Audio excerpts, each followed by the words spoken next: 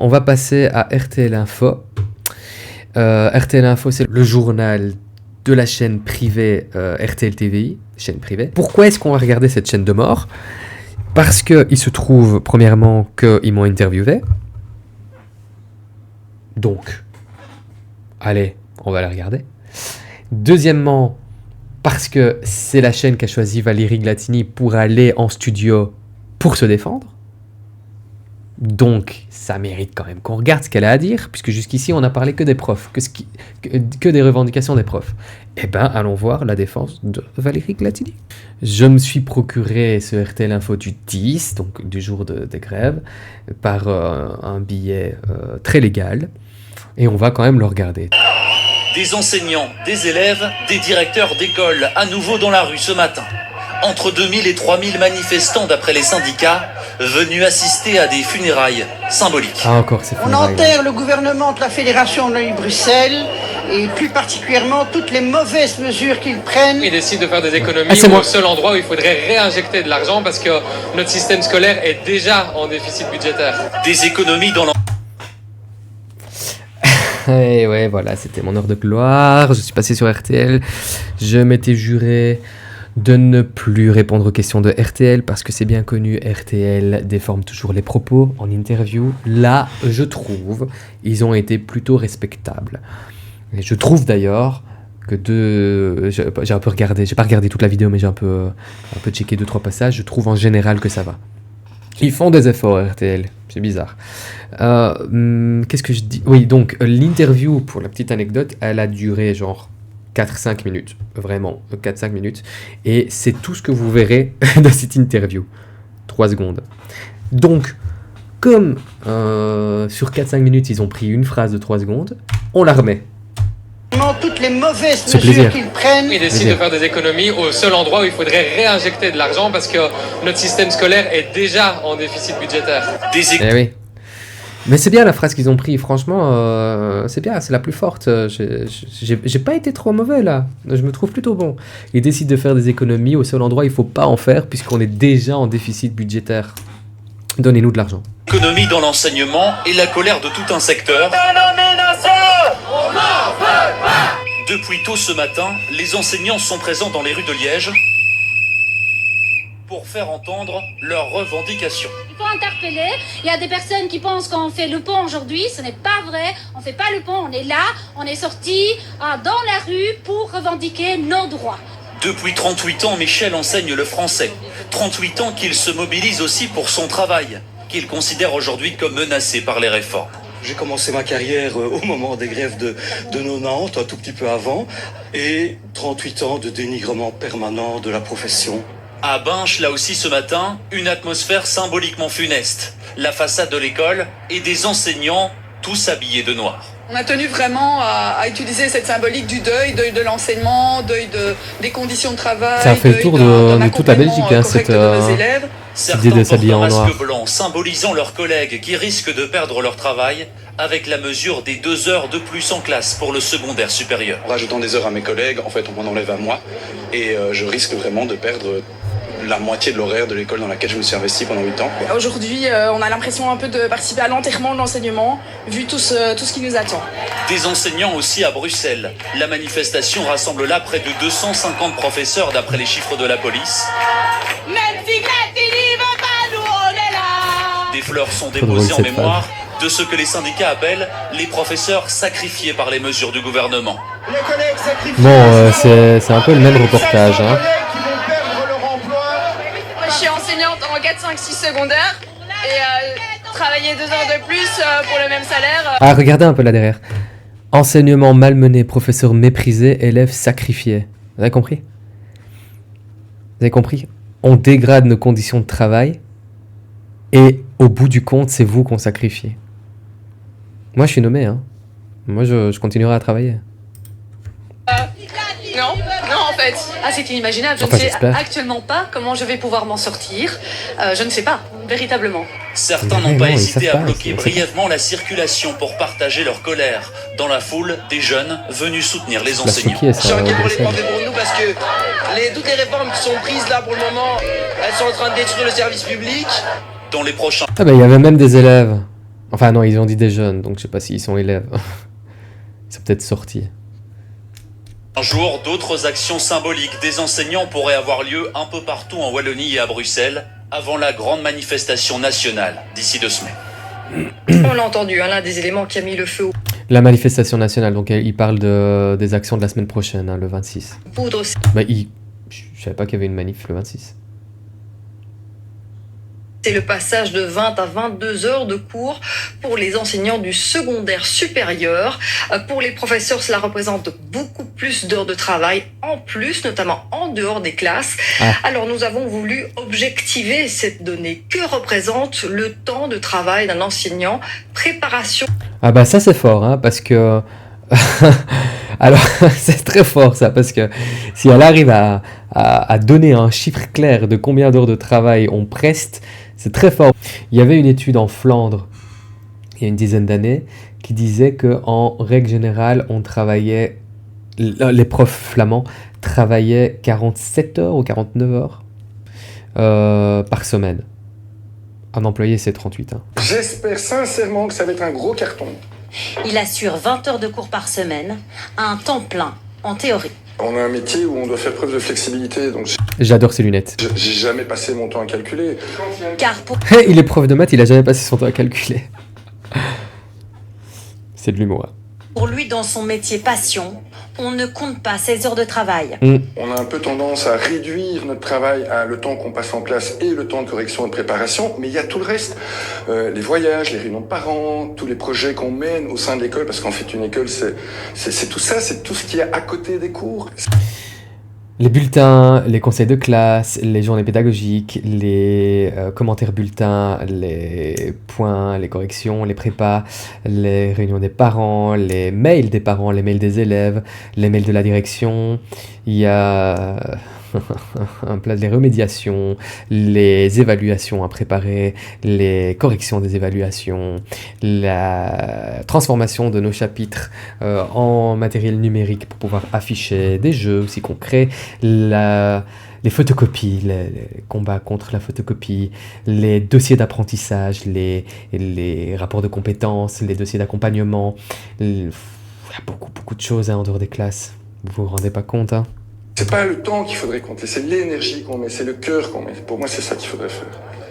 Au premier étage, cours d'histoire avec Julie Le Goblet. bruit. Les gars, on a donc des monarchies, on a des républiques. Dans les monarchies, c'est pas forcément des rois. Enseignante depuis plus de 17 ans, elle assure 18 heures de cours par semaine et 4 heures de coordination et d'orientation. À la question du nombre d'heures à son compteur, Non, je sais pas calculer le nombre d'heures que je travaille. Mais par contre, ça ne se réduit pas à 18 fois 50 minutes en classe. sa mission, captiver ces jeunes de 15, 16 ans pendant plusieurs heures. Comment est-ce que je vais introduire... C'est combien là? 3, 4, 5, 6, 7, 8, 9, 10, 11, 12, 13, 14, 15, 16, 17, 18, 19... Oh là là, il y en a encore 5 à mon avis ici, derrière la caméra. Oh, quelle chance de travailler dans le professionnel quand même. C'est de classe moyenne, on va dire. Ils se tiennent bien, mais le bruit, oh là là, là on en a 25. pour que des jeunes de 15, de 16, de 17, 18 ans soient intéressés, soient curieux, etc. Donc ça, tout ce cheminement-là, tout ce travail-là, je sais pas le comptabiliser, j'y pense tout le temps, j'essaye d'aller chercher à gauche, à droite des choses qui vont pouvoir dynamiser. Mais alors, combien de temps travaille-t-il, vraiment ? Et même, comment comptabiliser le fait qu'à minuit et demi, on est couché dans notre lit, on essaye de dormir et puis on a une idée? On se dit, oh putain, mais voilà ce que je vais faire la semaine prochaine, parce que je devais voir tel chapitre, waouh. Bien alors on regarde, je sais pas moi, on regarde un film et bim, on se dit, attends, mais cette partie-là, je pourrais la montrer, on pourrait faire un débat de ce truc-là. C'est aussi du temps de travail. Comment on le comptabilise? En nous basant sur une étude menée par la VUB et une autre réalisée à l'échelle européenne, voici ce que l'on peut conclure. Prenez un employé lambda. Ok, c'est parti. Un employé temps plein, 38 heures par semaine, c'est 1824 heures. Engagé à temps plein, il travaille 38 heures par semaine et bénéficie de 20 jours de congé annuel. Cet employé effectue 1824 heures de travail par an. Un enseignant francophone dans le cycle supérieur assure 20 heures de cours par semaine et plus d'une vingtaine d'autres consacrées à ces tâches annexes selon les études. Il travaillerait en réalité 1872 heures par an. Il travaillerait. on peut pas compter. Mais RTL TVI vient d'afficher que les profs travailleraient presque 50 heures de plus par an que les employés. C'est pas beau ça? Est-ce que c'est pas une belle victoire ça? Hein? Est-ce que les profs n'ont pas une belle victoire de mobilisation, d'action? RTL TVI. Voilà, sous vos yeux ébahis. Soit des dizaines d'heures supplémentaires. Une estimation qui n'étonne pas la direction de ce collège. Il y a des semaines qui sont peut-être un peu plus calmes, mais souvent, un professeur va effectuer plus ou moins 40 heures semaine. Pour moi, il y a beaucoup de mépris et de méconnaissance du travail très belle de l'enseignant. victoire, bah oui. À ce jour, la Fédération Wallonie-Bruxelles n'a jamais commandé d'études précises sur le temps de travail effectué par ses professeurs. Bah tiens, ils vont quand même pas demander une étude sur le temps de travail des profs. On va leur prouver qu'on travaille trop. Contrairement à la Flandre. Ah ben c'est de ce dont je vous parlais, ça, la Flandre. La Flandre, je vous ai dit, il y a une dizaine d'années, avait sorti une étude disant qu'ils travaillaient 47-49 heures. Et pour commenter cette actualité, la ministre de l'Enseignement en Fédération Wallonie-Bruxelles est notre invitée ce soir. Bonsoir Valérie Glatini. Bonsoir. Alors, c'est la qualité de l'image qui lui donne cet air très morbide, donc... Voilà, je ne commenterai pas plus. Merci d'avoir accepté notre invitation. On l'a entendu, les professeurs bénéficient d'un large soutien, que ce soit des parents, des élèves. Est-ce que malgré tout, vous êtes convaincus du bien fondé de ces mesures? Mais oui, je regrette. Vous imaginez, elle dit non. En vrai, je suis pas convaincue. Je suis désolé, je sais pas ce que je fais. Mais qu'est-ce que c'est que cette question? Elle démarrait bien pourtant. Elle dit, vous avez vu, tout le monde est uni contre vous. Pose la question. Est-ce que, face à l'union de tous les acteurs de l'enseignement, face à l'union de toutes les personnes dont vous êtes la ministre contre vous, est-ce que vous allez arrêter vos réformes? C'est ça la question qu'il fallait poser. D'abord la journée de grève parce que ça prive d'apprentissage les élèves et puis... Voilà. Donc premier argument, à cause des profs, vous êtes privés d'apprentissage. On assume les mesures avec le gouvernement. Pourquoi? Parce que simplement on veut plus cacher la poussière sous le tapis. On sait qu'on a une situation budgétaire qui est vraiment... Vous voyez ça? On assume, nous sommes des personnes responsables. On a une situation budgétaire qui est dans le rouge. Il faut prendre des responsabilités, vous comprenez pas? Ça nous coûte de le faire. Mais on est obligé de le faire. Et on ne va pas mentir, on ne va pas cacher les choses. Et elle va aller au bout de sa phrase, parce que j'imagine déjà ce qu'elle va dire. Très mauvaise et qu'un salaire de prof sur 5 est payé avec de l'emprunt. Donc il est impératif d'agir maintenant parce qu'on paye des centaines de millions d'euros en intérêt sur notre dette et c'est de l'argent qu'on ne sait pas investir pour la qualité. Demande au gouvernement fédéral d'augmenter les subsides, tu n'auras pas besoin d'aller les chercher dans une banque. De l'enseignement de nos enfants. C'est avant tout ce qui me motive au premier chef, c'est assurer la qualité en particulier des apprentissages de base, le calcul, la lecture, l'écriture. Voilà, la qualité de calcul, lecture, écriture. Voilà, vous allez savoir compter, lire et écrire. Tout le reste n'est pas important. Apprendre un métier, apprendre l'esprit critique, savoir réfléchir, se poser les bonnes questions, dessiner, peindre, chanter, créer, s'amuser, s'aimer, se respecter, tout ça, c'est pas important. On s'en fout. Le consentement, vous l'apprendre, on s'en fout. Lire, compter, écrire. Elle fait comme si l'enseignement devait faire du bénéfice. Oui, c'est ça exactement. Vous comprenez pas. Il faut du cash. C'est sur ça qu'on veut mettre l'accent et c'est dans ça qu'on veut pouvoir investir. Alors pour mieux... Non mais en fait, donc je voulais revenir, parce que je pensais qu'elle allait terminer sa phrase différemment. Elle a dit... elle a commencé par dire on veut pas mettre la poussière sous le tapis, on va être responsable, on a une situation budgétaire difficile, nanana. Je sais, elles disent tout le temps ça, ils disent tout le temps la même chose, on a hérité d'une situation difficile et nous sommes responsables maintenant, en 2025, et donc il faut bien qu'on gère le truc. Mais c'est de l'hypocrisie générale. Parce que ces gens, le MR, ils découvrent pas la situation. Ils étaient au gouvernement dans toutes les majorités depuis 30 ans. Ça fait 30 ans qu'ils ont le ministère des Finances et du budget de ci et des finances de ci. Ça fait 30 ans qu'ils gèrent les budgets. Donc, s'il y a bien des gens qui ne savent pas gérer des budgets et des finances, c'est eux, puisque c'était eux les ministres des budgets et des finances. Alors moi, je vous dis qu'ils savent très bien gérer, que c'est une volonté politique, mais quand ils arrivent en disant « on découvre la situation et il faut bien qu'on prenne des mesures parce que c'est catastrophique », ils découvrent rien du tout, hein. C'est eux qui l'ont provoqué cette situation, c'était eux qui avaient ces missions-là au gouvernement précédent. Madame Glatini, puisque de nombreux cours se donnent à raison de 4 à 5 heures semaine, pensez-vous qu'il est réellement pertinent et constructif qu'une même classe ait au final 2 voire 3 professeurs de français par exemple ? Alors, est-ce que ces 2 heures supplémentaires vont, comme on l'a entendu, déstructurer les horaires des professeurs et avoir donc un impact sur les élèves? Mais je ne pense pas, parce que c'est un système qui existait déjà avant 2019. Donc un enseignant restait déjà entre 20 et 22 périodes de 50 minutes, parce qu'ici on ne parle pas d'heures, mais on parle de périodes de 50 minutes. Et donc un enseignant qui, par exemple, avait 18 périodes et devait enseigner un cours de français de 4 heures, on pouvait lui demander d'aller jusqu'à 22 périodes. Ce qu'elle dit, c'est très important, parce que en effet, il existe une spécificité sur les heures supplémentaires chez les profs, c'est-à-dire qu'on peut demander à un prof d'avoir 1 ou 2 heures, max, pas plus, 1 ou 2 heures de période de cours supplémentaires pour ne pas avoir à casser une classe en 2 et avoir 2 profs différents pour le même cours. Et sur base volontaire, et uniquement dans le cas où on essaye de ne pas avoir 2 profs pour la même classe, et si le prof accepte, alors oui, il a 2 heures supplémentaires dans son horaire. Et le gouvernement précédent a fait en sorte que ces 2 heures soient payées, parce qu'avant elles étaient bénévoles. Hein. Donc ça ne va pas déstabiliser la situation. Je rappelle... Et qu'est-ce qu'elle a dit après ça? Elle n'a pas répondu à la question. La question c'était, si vous mettez 2 heures de plus, moi, comment je vais donner mes 4 heures de français pour une classe? Donc en fait, elle vient de dire, mais les gars, les petits gars, je vous mets 2 heures de plus. Mais on va pas mettre 2 profs de français pour la même classe.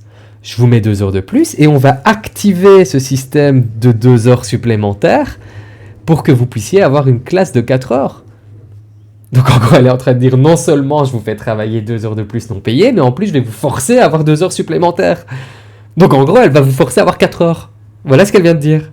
22 périodes, c'est déjà ce que font les enseignants du degré secondaire inférieur. Un institut primaire fait 24 périodes et un institut maternel fait 26 périodes. Donc, une fois qu'elle nous aura fait travailler à 22, les profs de l'inférieur, elle va leur dire, les instituts ils font 24, donc on va vous augmenter à 24.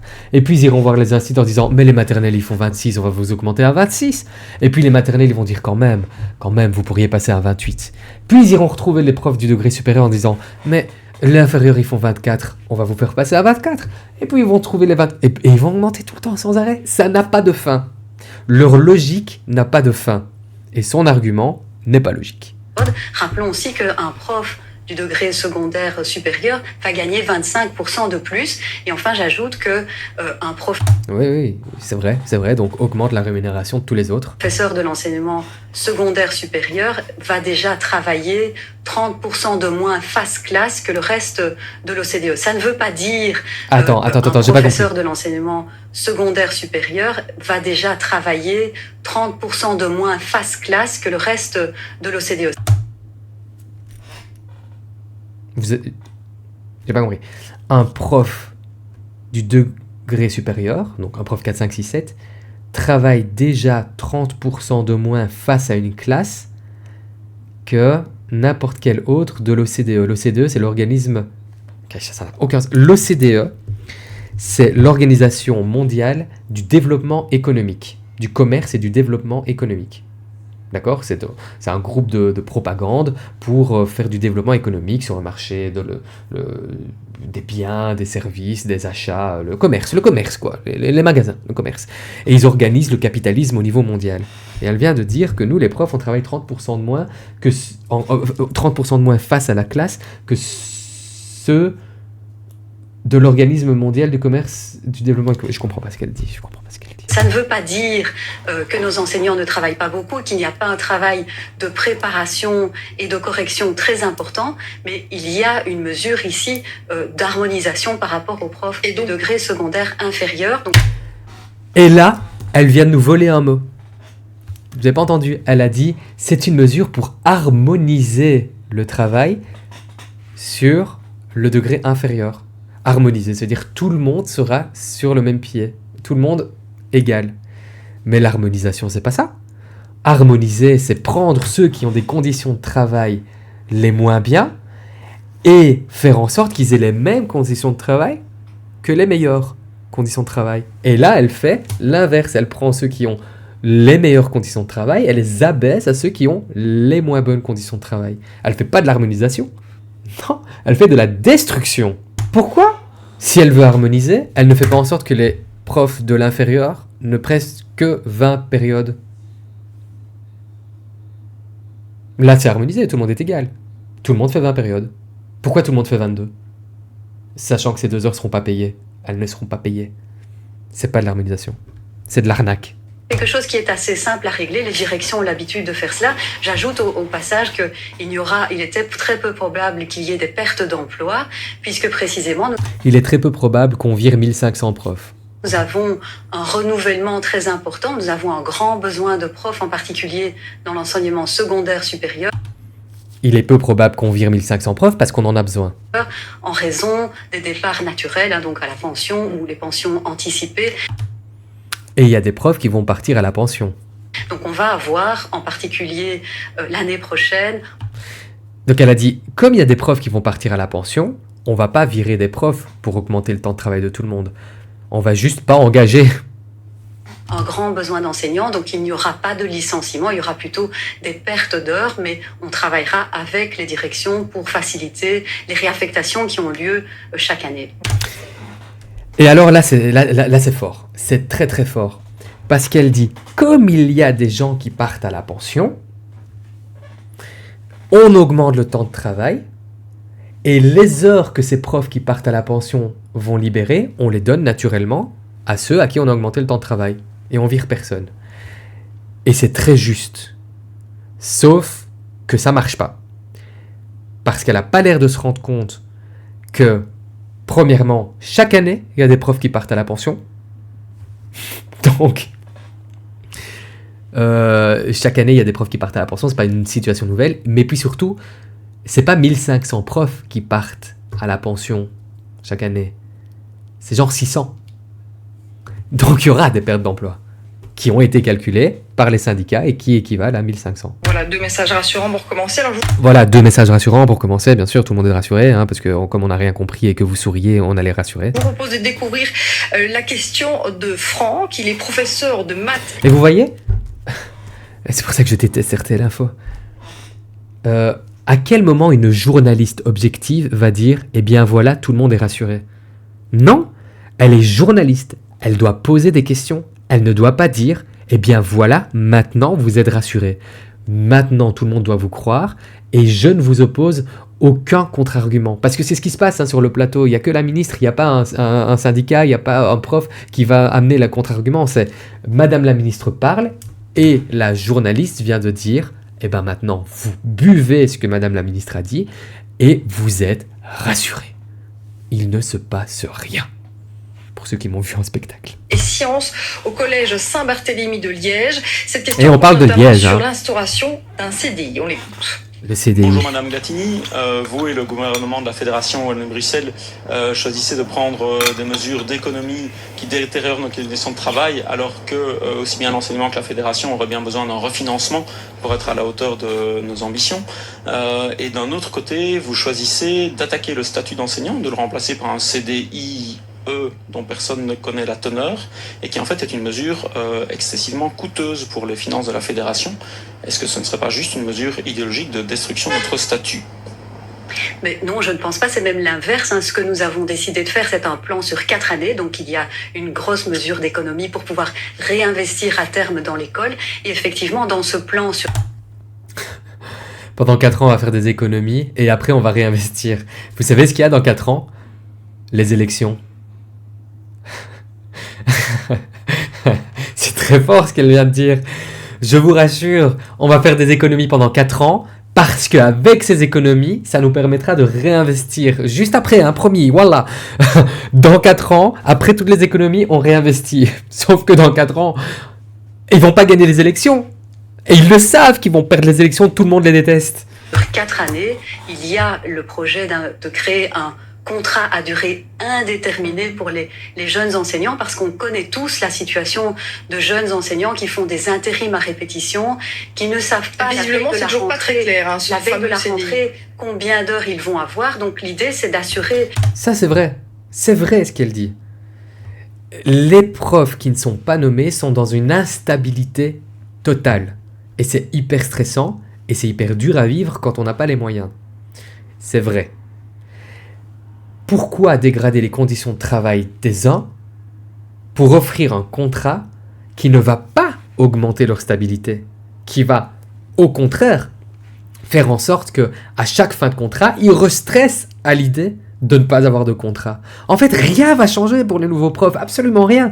Elles changent juste le nom de ce qu'ils vivent déjà. C'est pour les profs nommés que ça va changer. Une charge horaire. Enfin, pour les profs qui auraient pu être nommés. Parce que pour le moment, elle ne s'attaque pas aux profs nommés, mais elle va s'y attaquer, c'est sûr à 100%.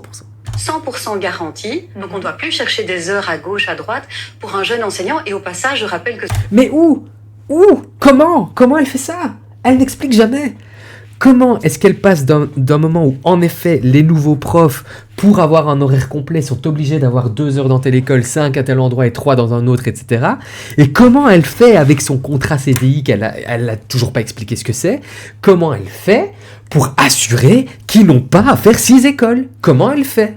Elle n'explique pas. Ce jeune enseignant va recevoir 5% en plus, donc il y a une revalorisation barémique pour lui. Et donc le jeune prof qui sort des études aura une revalorisation barémique pendant que les autres vont se taper 2 heures non payées. Comme du reste pour les directions, et je rappelle... Ah, et les directions d'ailleurs, elle vient de le dire, et d'ailleurs ça a été voté, on leur augmente leur rémunération en direction. Passage aussi qu'un jeune enseignant qui va commencer dans le métier aura 2 heures en moins, 2 périodes de 50 minutes. Ça c'est bien. Face classe, de même façon, un c'est pas assez, mais c'est bien. Enseignant de 60 ans et plus prestera aussi 2 périodes en moins face classe. Par contre, à nouveau, faisons preuve d'esprit critique. Ce que nous voulons, nous les profs et les organisations syndicales, c'est en effet, l'idée est intéressante, moins de charges de travail en début de carrière, moins de charges de travail en fin de carrière, parce que c'est très dur de commencer et c'est très difficile de terminer. Et le fait que les personnes plus âgées aient moins de charges de travail, elles peuvent aller aider les personnes plus jeunes qui ont moins de charges de travail et faire un espèce de lien entre les très expérimentés fatigués et les très jeunes inexpérimentés. Ça, c'est ce qu'on voudrait dans un monde parfait. Sauf que elle vient de dire, les jeunes profs qui démarrent auront 2 périodes en moins et les profs de plus de 60 ans auront 2 périodes en moins. Point. Mais en moins que quoi? En moins que quoi? En moins 2 périodes en moins que les 20 actuels. Donc un jeune prof démarre à 18 périodes et un prof plus expérimenté termine sa carrière à 18 périodes? Non! Puisqu'elle va faire passer sa réforme de 22 périodes. Donc elle est bien en train de dire que les jeunes démarreront avec 2 périodes en moins que 22, donc 20, et les personnes âgées, 2 périodes en moins que le futur 22, donc 20. Donc ça change rien. Ils vont quand même démarrer avec la même charge de travail actuelle et ils vont quand même finir avec la même charge de travail actuelle. Sauf qu'elle vous a arnaqué avec son argumentation. Donc on a vraiment pris en compte la situation d'un jeune enseignant qui commence dans le métier et qui a besoin d'un peu plus de temps pour préparer ses cours, ou d'un enseignant plus chevronné qui a 60 ans et plus, et peut-être une institutrice maternelle qui a mal au dos, donc qui souhaite faire moins de face classe. Donc une institutrice maternelle qui a mal au dos, qui souhaiterait faire moins de charges. Mais si c'était que ça, si elle n'avait que mal au dos, l'institutrice maternelle. Vraiment pour travailler sur l'attractivité du métier. Donc il y a toute une série de mesures, y compris des mesures coûtantes. Il n'y a pas que des économies dans ce plan sur 4 années qu'on présente.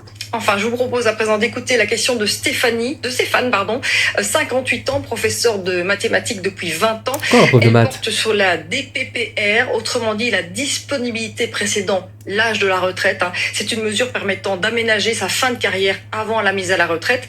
En gros, c'est-à-dire, c'est un dispositif qui permet aux personnes qui arrivent à la fin de leur carrière de prester moins tout en étant payées la même chose. C'est les prépensions, quoi. Et c'est super. Je vous propose de l'écouter. Voilà, Madame Glatini, j'ai une question concernant la pension des enseignants. En réduisant la DPPR à 24 mois, vous allez obliger les professeurs à travailler jusqu'à 65 voire 67 ans. Est-ce que vous vous rendez vraiment compte de la charge mentale et physique du métier de professeur ?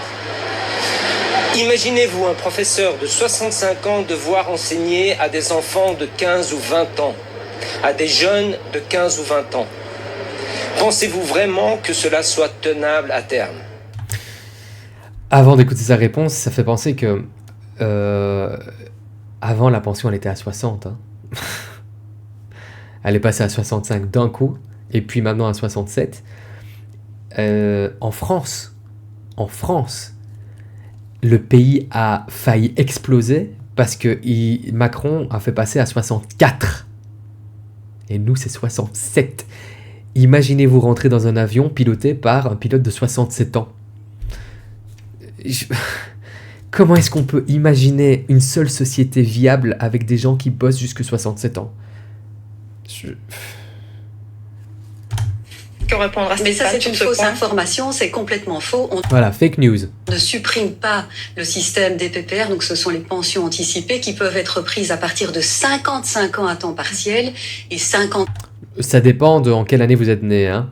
On n'est pas tous sous la même loi. 8 ans retraite complète. Donc ce système n'est pas supprimé du tout. Donc il est toujours possible de partir à la pension anticipée quand on est enseignant. C'est un système qui est beaucoup plus favorable que dans les autres professions. Il y a simplement une limitation à 2 années à la place de 3. Mais donc le système de DPPR n'est absolument pas mis à la poubelle. Et donc il est toujours possible de partir en pension en temps partiel à partir de 55 ans et à la pension à partir de 58 ans. Donc le système n'est absolument pas supprimé. Donc ce que j'ai lu est faux.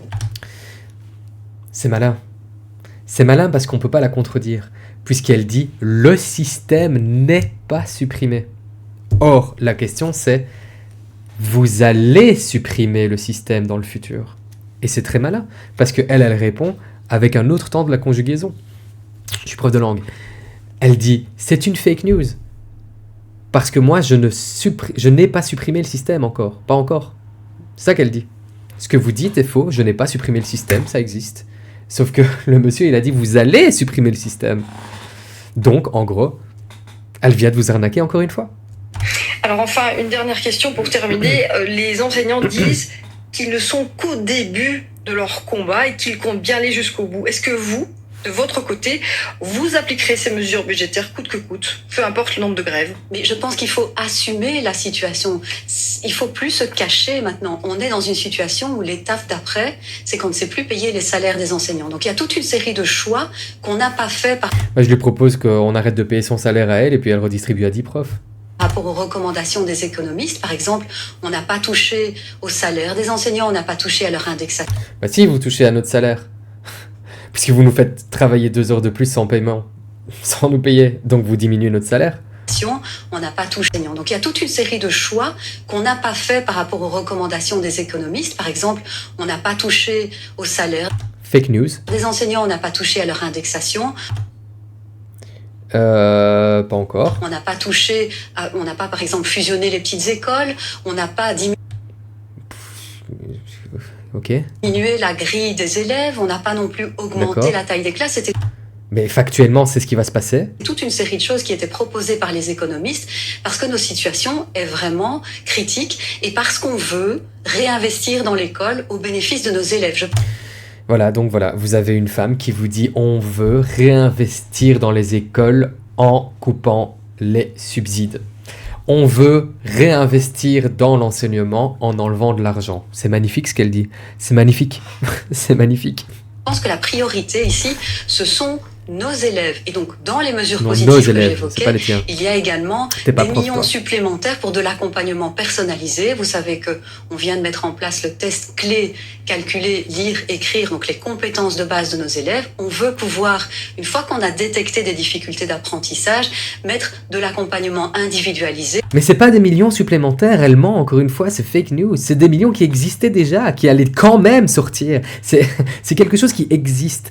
Chaque année, la Fédération Wallonie-Bruxelles dépense de l'argent pour accompagner des élèves en difficulté. Point. Elle ne va pas augmenter ses subsides, elle vous dit on va faire ça. Mais c'est parce que c'est comme ça, tu le fais déjà, c'est pas de l'argent supplémentaire. Et pour éviter qu'un élève ne continue son parcours avec des difficultés d'apprentissage. Je pense que notre priorité, ça doit vraiment être l'encadrement des enfants.